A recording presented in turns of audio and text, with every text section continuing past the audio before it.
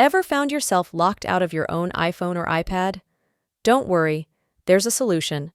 To unlock your device, you'll need to perform a reset and recover your data from the latest backup.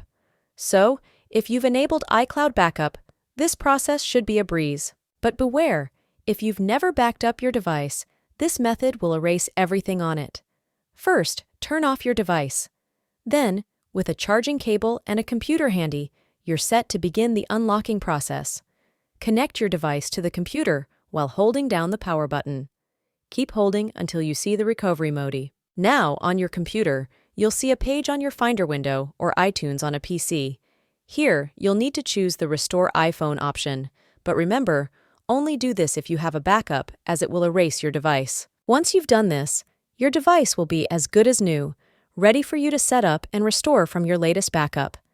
It's the only way to bypass forgotten passcodes, a secure option from Apple. So, if you've forgotten your passcode, don't panic. Just follow these steps and you'll be back in control of your device in no time. If you found this tutorial helpful, like, share, and subscribe for more tips.